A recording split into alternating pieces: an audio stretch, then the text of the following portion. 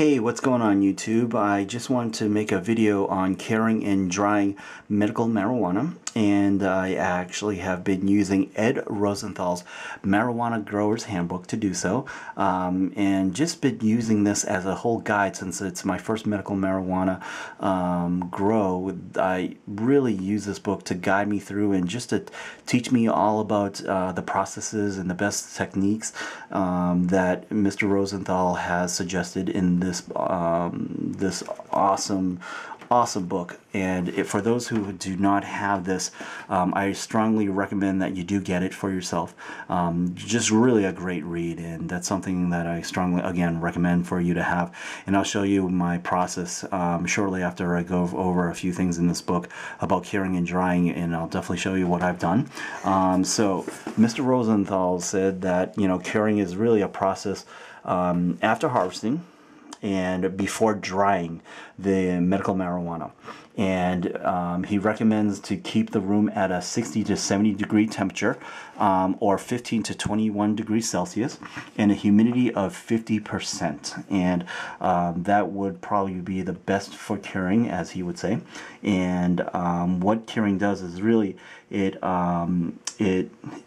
converts complex carbohydrates back to simple sugars and breaks down the pigments, including chlorophyll.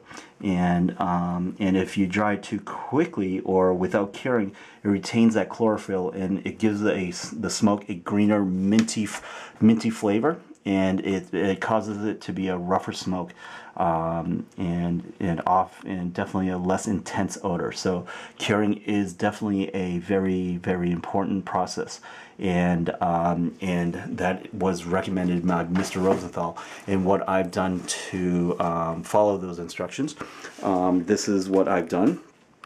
Here is one of my babies, one of my girls, and it's actually in the process of curing.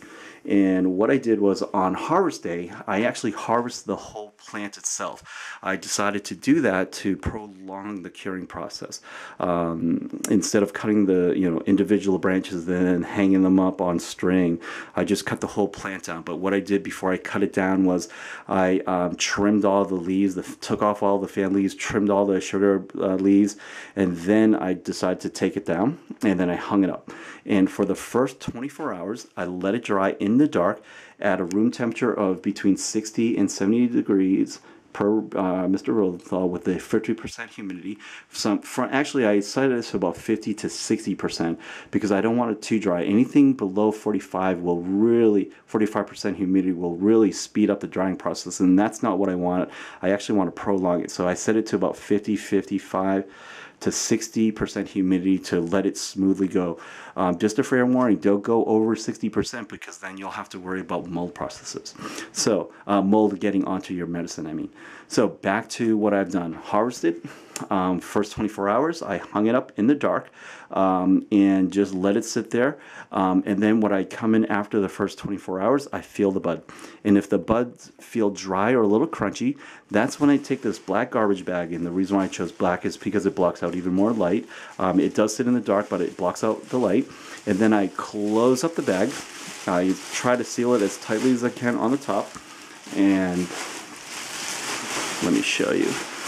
And then for the next 12 to 15 hours, I'll let it sit there in the bag and let the moistures from the stems reach out to the buds. And I apologize, it's using one hand and holding the other camera. But what I do is I close it up and let the moisture come out through the stem and back into the buds. So after the 12 to 15 hours, I feel the bud again, and when they feel moist, that's when I re-wrap it again.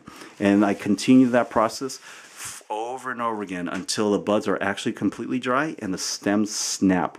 When the stems snap, I then take all the buds, I cut it down, and then I place them in mason jars. And that's what I did here. Actually, here they are. So after about 7-8 days of curing, plastic bag on, off, when the stems snap, that's when I take the buds and place them in mason jars.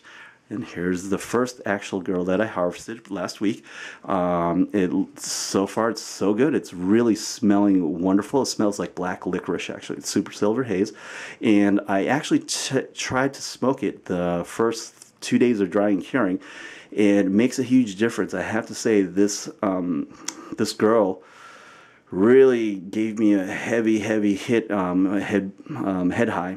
And I think, I know I traumatized the plants a little as I grew it, but I have to say it really has a good kick to it. So so that's my process of curing and drying. So again, that's my technique. I use a plastic bag, a garbage bag, during the curing and drying process, and that's something I've come up with. I thought of last week, and I'm just trying it out. So hopefully it'll work for you. Let me know if you have any questions or comments, and like the page or subscribe to my channel. That'd be great. I'd appreciate it. And thank you again. And that's curing and drying with Ed Rosenthal's Marijuana Growers Handbook. Thank you so much, and peace out, YouTube.